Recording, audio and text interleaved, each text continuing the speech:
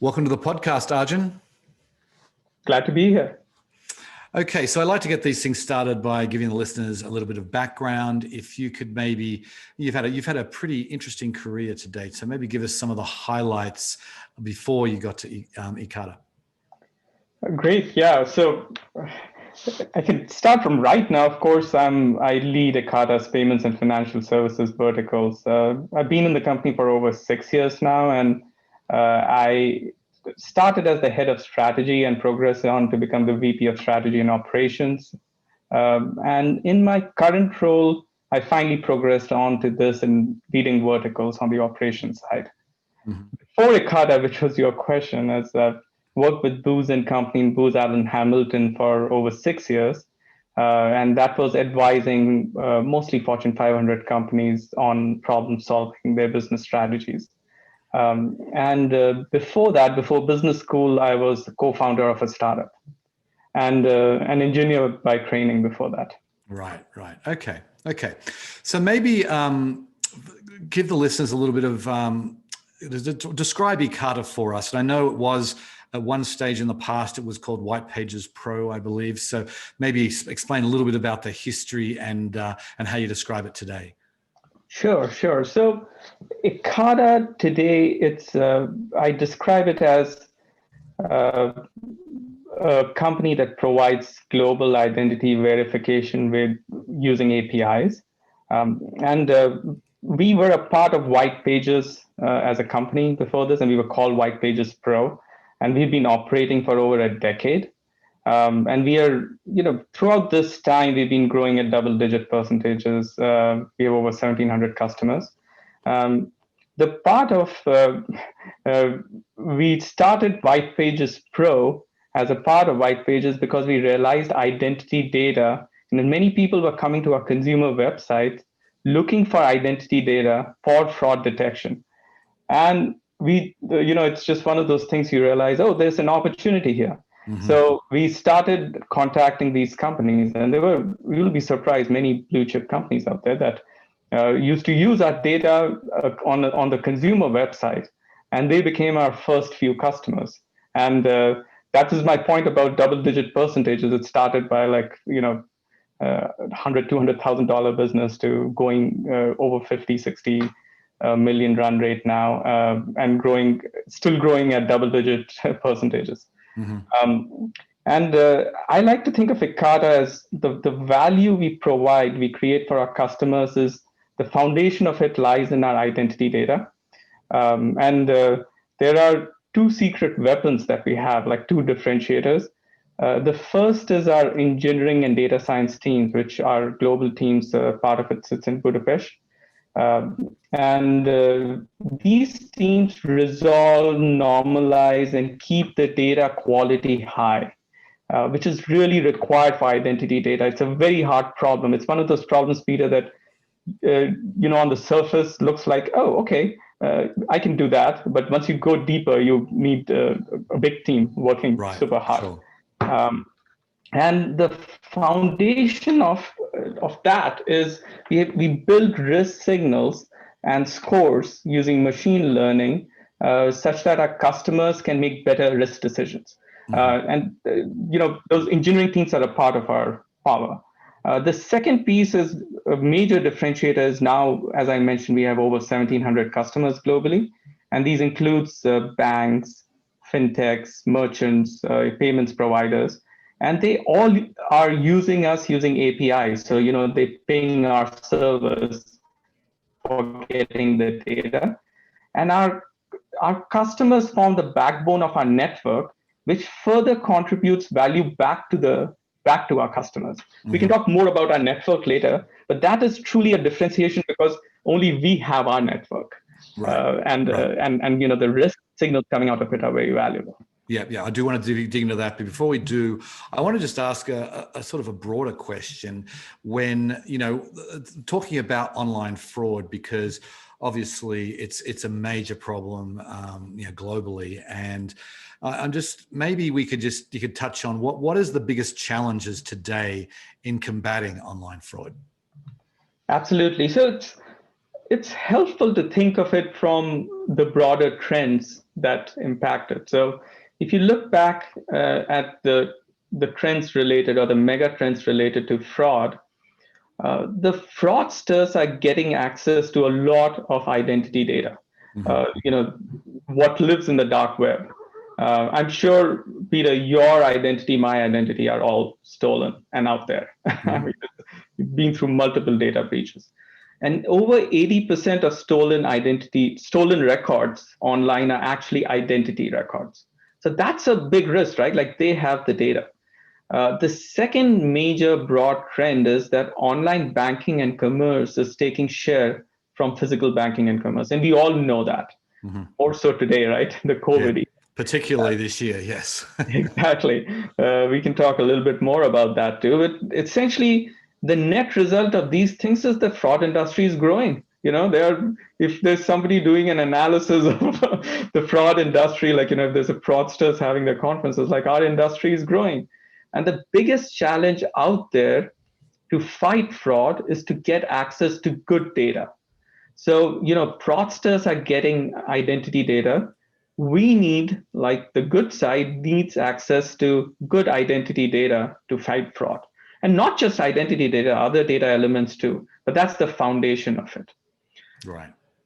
Okay. So let's maybe just start to dig in, because one of the big challenges, obviously, is when you you see a new customer comes along. They want to open an account. It could be anything. It could be it could be a savings account. It could be getting a loan. It could be even just trying to start and trying to buy something. So there's this account opening moment that happens, and what maybe you can this is obviously a really key point for you guys, and I know for the fraudsters. So let's start off with, how are fraudsters thinking about that particular moment, the moment of account opening? So it's helpful to, if I may step back and also give some context on the account opening perspective, right? Like that's particularly you and I touched upon the whole COVID era thing. I mentioned that online banking and commerce is taking share, but further, there is this crazy surge right now. So, for example, in banks, I think there's data of just post-COVID, the number of new account registrations doubled. Right. And nothing surprising, right? Like you would expect that.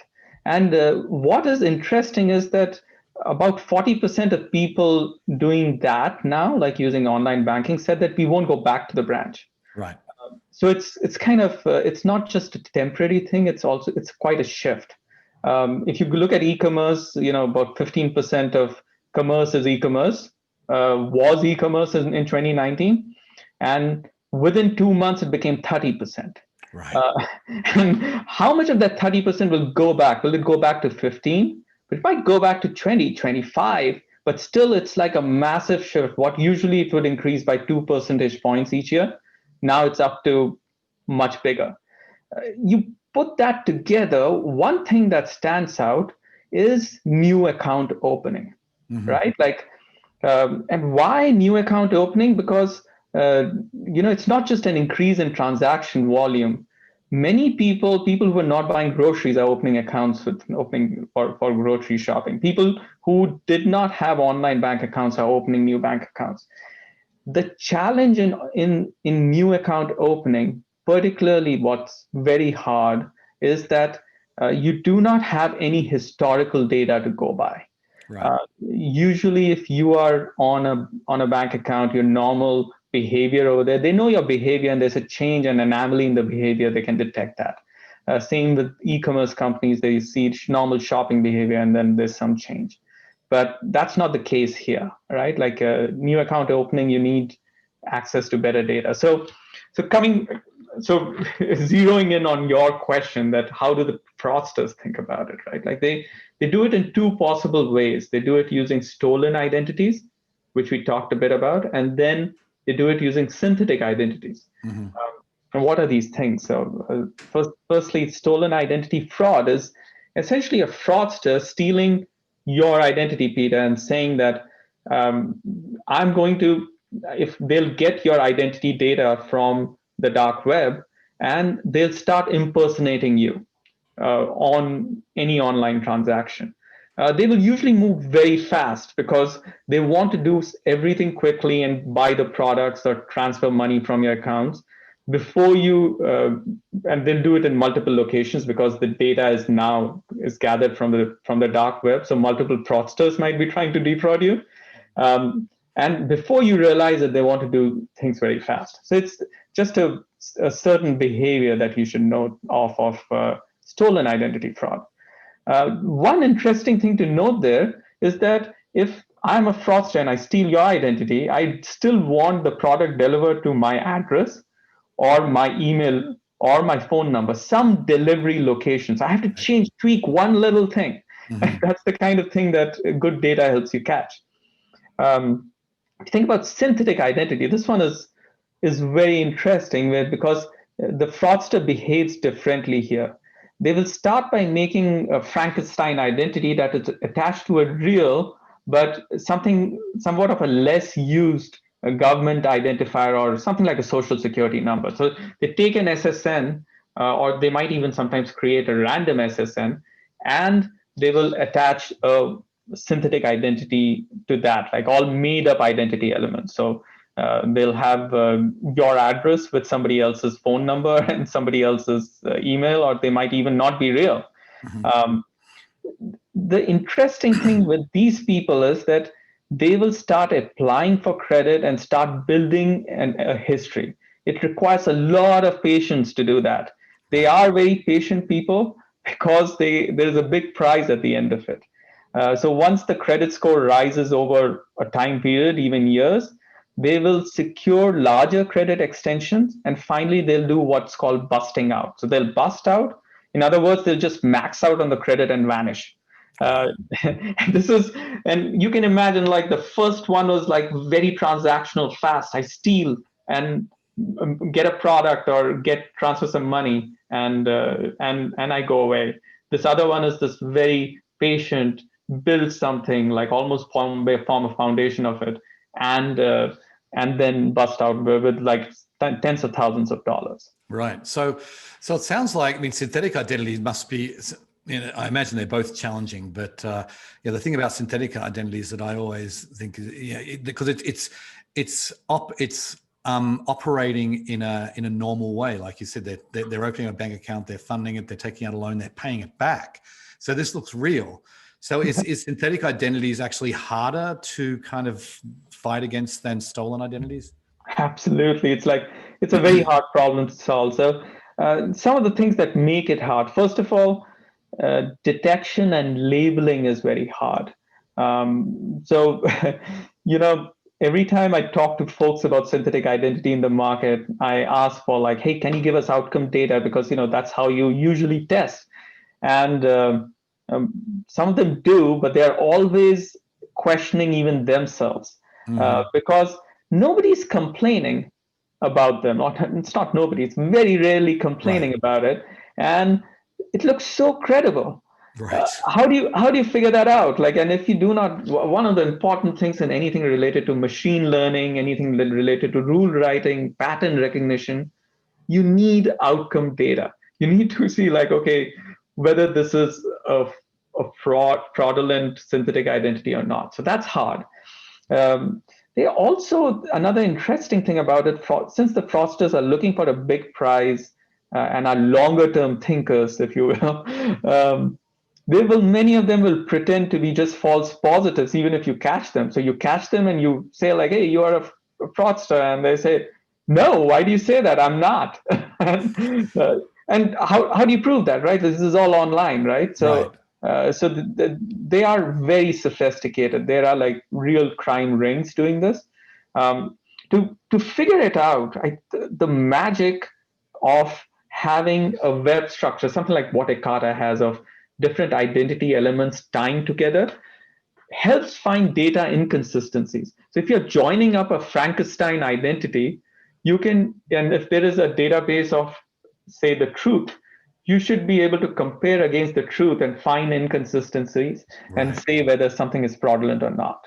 Uh, Right. that inconsistency thing, you might recognize, Peter. It's like, um, it is true even for stolen identities, because people are changing one address or one email, or something, usually something like that. But particularly a very strong indicator for synthetic identity fraud. It's one of the best ways to catch it. Right. Right. Interesting. Interesting. Okay. So then I want to, the challenge that often platforms have, particularly lending platforms, shall we say, is that you want to. There's always this kind of battle or balance. You've got to struggle between increasing more friction and encouraging more signups. And I think it's obviously, you want more friction to reduce fraud, but you put too much friction in, no one signs up. So how do you recommend that online platforms balance this friction and and sort of the openness of encouraging signups? Yeah, I'm like, one of the pet things I always talk about is customer insult. And well, the part about customer insult is like, to catch one element of fraud, like you were to catch one fraudster, how many good customers are you declining, right? Right. Right. And that's we've done estimates on this, and across industries it is a very big delta. So if you have, say, a certain dollar value related to fraud, like $100, it's usually a 10x factor of how much you're losing on revenue because of things like false declines or friction. Right. But as they add up, they are like, the problem is hundreds of billions of dollars costing as cost to the industry. Um, the part that to your question on how do you think about that, most of the people who are sophisticated have started thinking of it as a two-step process, and I'm simplifying it, of course. And the identity verification process should be two-step. The first one being passive probabilistic method. So you are not trying to ask right away, Peter, show me your ID when you join in, right? Like, you don't want to do that right away. But based on your behavior, the elements of data I have collected, I do a probabilistic risk assessment, not a definite risk assessment. We can talk more about that. And add friction for only the bad customers, right, or riskier customers. So just eliminate friction for people you think are trustworthy and who show low risk. And that's pretty much then. So, and the second step is you do put more friction for people you feel who are risky. And on that point, I think it's worth talking about this thing that I told you about probabilistic risk assessment, because generally, if you go to online on banking, lending, things like that, people think. I shouldn't say people think, because the industry has wisened up over time on it, but you always try to look for a definite answer. Is this truly Peter, right? Who's coming online? And you can never get a definite answer. So that's the historical school of thought that always tries to get definite answers. It includes, using government issues static identifiers, such as government issues photo IDs or social security numbers and things like that. Age, things that are somewhat immutable, right? Like static identifiers. You cannot change your age. Of course, it increments by one each year, but you cannot try to change that. Social security, it's a crazy hard process to change it. But you can change your phone number, you can change your email. Those are dynamic identifiers. These are also, these kinds of identifiers are usually country specific and credit bureau driven. So you cannot get a global solution. So there are those elements like that. And they're, of course, the problem of they've always been through some form of data breaches. On the other hand, now coming to probabilistic risk assessment, you can think about dynamic identity elements, things like name, email, phone, IP, address, all of these things, it's not like your IP changes quite regularly, your address changes somewhat, at least every few years. Your device ID changes a lot. Your email, you might use multiple emails. So these are dynamic identifiers. And using these for risk assessment, for the frictionless side, when a customer comes in and you have these identity elements, can I use these identity elements to see what's the risk? And to do that, you can apply good data science behind it. Mm-hmm. And you will never say this is surely the answer. So never a definite answer, but you'll get a probabilistic answer of like, okay, I'm confident enough to let this person go forward. Right. And that's the key of it. And that's the kind of thing that Ekata enables. And things that I'm telling you, Peter, this is becoming accepted standards in the industry, right? Like there's something that regulations might require you to do, but these are things you do on top of that to make sure that your customers have a good experience. Right. Okay. So I want to talk now about the network that you just touched on earlier, and the identity graph. Maybe you can explain what they are and how this helps identify fraudulent account openings. Yeah. So in the early introduction to Ekata, I mentioned about our superpowers. I mean, the engineers. This is what our engineers build, and the identity graph and the identity network are two distinct data assets. The identity graph is essentially built from over 100 data sources globally. And this is licensed data, and we take care of compliance with global security regulations. So we have a data sourcing team that's very, especially things like GDPR. There are so many regulations around the world. It's a hard thing to do. So we've made a discipline of that. Our graph essentially help validate linkages between identity elements, and we have over 8 billion identity elements globally. And the linkages could be between things like emails, phones, addresses, and their links to names or with each other. So you can think of it and as an interconnected graph, right, Peter? Like if you cohabitate with someone, you will be linked to them through your address, for example. The graph goes very deep in things like, it also gives you what we call metadata, or like additional information related to any element. So for example, with phone, you'll get information like phone carrier or line type. For email, you can get email validity and other such signals. And these are all risk signals because we focus on risk signals. So that's our identity graph. And again, like based on source data. Our identity network is the other superpower I talked about, like the part about our customer access. And it essentially derives insights from billions of anonymized customer queries. And it finds usage patterns between these queries. So, all our customers use our APIs. So they ping on to our servers, and we anonymize those queries, and we look for patterns that will find anything that's abnormal or assess the risk or other things that are related to usage patterns that will give us more information about risk. And this is no question about it. This is only unique to Ekata because these customers calling identity elements is very unique to us. These two combined together, I always think the biggest value, I mean, these are individual assets, but the biggest value comes in the combination of these. So if you put these linkages, the additional metadata I talked about, and this usage patterns from the identity network, it becomes very powerful because it becomes harder and harder for a fraudster to penetrate. Like, they can make up a part of your profile, but they cannot make all of this up. There'll be some signal that will give you away.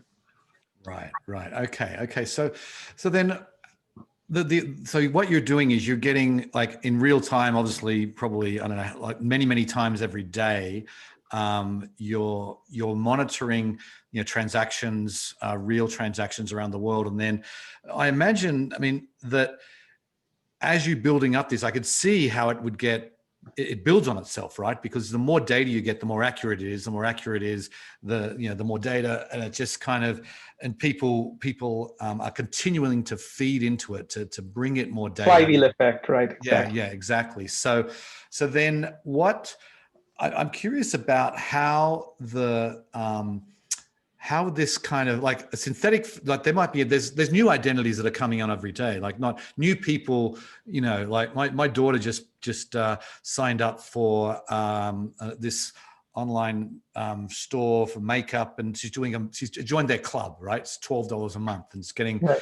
and she's a new identity. Okay. They Right. would never, she's got very little imprint, virtually no imprint out there, but now she's new and she's going to build that up over the next several decades. But then you've got sort of the new synthetic identities that are coming up, and so there, at what point do you can you differentiate between someone that's new and valid versus someone that's new and is going to be a synthetic identity fraud? It is, that's a very good question, because one of the places where the synthetic identity what the fraudsters try to do is they'll try to use the less used identity. Like, they'll use people like your daughter, like the folks who would not apply for credit. But a social security number is a social security number, right? Like it's of course, the government is doing things about it. It's a much longer, beyond the scope of our discussion today. There's Right. just the government is trying to do things which, unfortunately, is not going to be helpful to trying to solve this problem. The part herein comes the challenge to the banks, right? Like even data that, for example, Ekata provides, the kind of data that we would have on your daughter will be very limited. Now that she's entered an ecosystem, and we will get additional data on her, and of course, keeping it all secure. That is when the companies can start using our data for checking against the fraud against it. But there are some, I have to admit that there are elements of synthetic identity that are on the tail that are very hard to solve. For example, in this example, it will be hard for Ekata's data to find that out. Right. Okay. So let's talk about the network score. I noticed that you released this network score earlier this year. Maybe explain exactly what it is and how this is useful. Yeah, and I will talk about the network score, and it's a part about our identity network. So, sure. The identity network that I just described gets all of these signals from the network. What we decided was that to simplify it for our customers, we're going to, not all of our customers have machine learning shops, but we do. So we can build a score that indicates the risk in our network using a single score. So we put our machine learning team, and we have a machine learning team because we were already building other scores, for example, based on our graph from identity graph. We built this new one from the network side, particularly because there was a lot of demand from the market that we want to use something related to your network. So what the team did was using our customers' outcome data. So we have multiple customers that give us outcome data, which we use for modeling. We found we built machine learning models to give out a network score that helps them. And then we tested back with them, and we realized this was a very interesting thing. We realized, Peter, that the network score is powerful by itself, right? Like the network score tells you the risk online based on behavioral patterns or based on usage patterns. But it's particularly helpful when it is combined with the identity graph, because when you put them together, it is the additional data of somewhat orthogonal data sets, like this is reality sitting here and this is behavior, and you combine the two. There's an interesting study that one of our customers we did, in which they actually found that by combining the two, they were able to find about 20% of the transactions that they were declining were actually false declines. So these were good customers they were declining. And these were the customers which had got low risk in our scores related to the graph, our confidence score, and low risk related to network score. So that's what our network score enables. Now, I wanted to add an additional point there, that what we are doing now is a lot of network related innovation. So we first released the network score. We are releasing additional attributes related to the network. I'll give you one example of a network attribute that was always there with us, and which is one of our most powerful signals. It's our email first seen. Now, the way to think about email first seen is like, when did you create your primary email, Peter? That was 16 years ago. There you go. I mean, yeah, that's me too. Like as soon as Gmail came out. As soon as Gmail came out, exactly. I got my name. Yeah. I would have reserved my name at gmail.com. Yep. Same. My last name at you, because it needed 6 characters. Arjun wouldn't do. So anyway, I got that, and I've retained that ever since. What's interesting to know is that 90% plus of consumers retain the same email for over 3 years. Mm-hmm. And only 3% of users use emails that were created in less than a year back. What's interesting in online transactions is just a spike in the number of recently created emails. Why is that? It's fraud. It's because the fraudsters are creating these email IDs to get delivery of things, or take over accounts and things like that. And that is the key, that we give this signal based on our network and other sources of email first seen, which is one of the most predictive signals. You think of another signal, like if you put your phone number and email together in on a website or in a banking app, and during account opening, if Ekata can check in our network that these two were seen together recently, now there is a risk signal associated with that, right? And we are finding, and we discover this all the time, Peter. I don't want to speak too much more of it because we don't want to reveal too many secrets, but we see this all the time from based on our experimentation, our data science team on new signals, and we are starting to expose these signals to our customers in new APIs, such as our account opening API that's coming up. Right. Okay, so we're going over time here, but just before I let you go, one more question. You touched on it just there, but maybe expand on, how do you see this going down the track? I mean, like, it seems like it's a constant battle with the fraudsters. They're innovating as well, just like you guys are. So what's coming down the track that we can, without giving away too many secrets, that we can expect from Ekata? I can tell you one thing, that on the surface it seems like the fraudsters are winning, right? Mm-hmm. Like they are a growing industry, just like, and that's unfortunate, of course, just like online commerce and online banking are growing industries.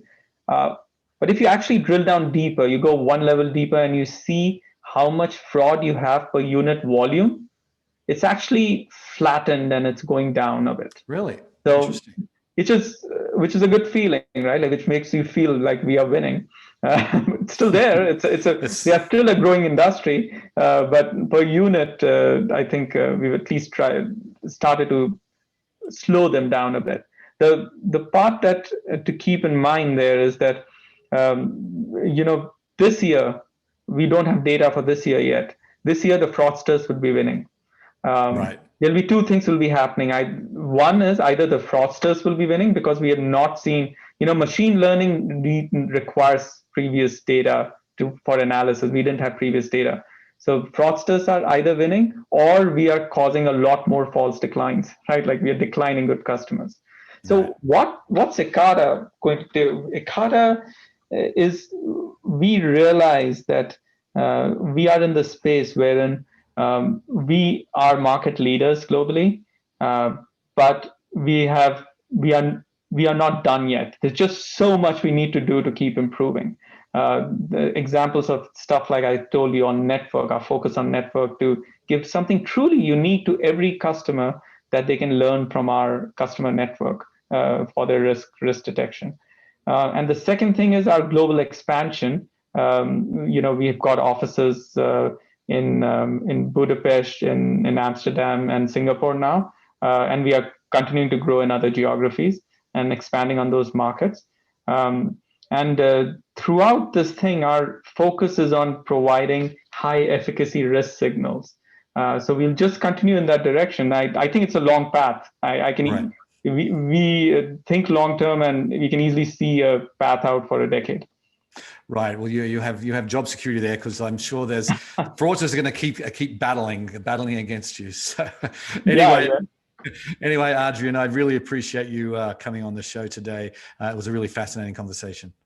I enjoyed it a lot too, Peter. Thanks for all of those questions. Okay. See ya. See ya.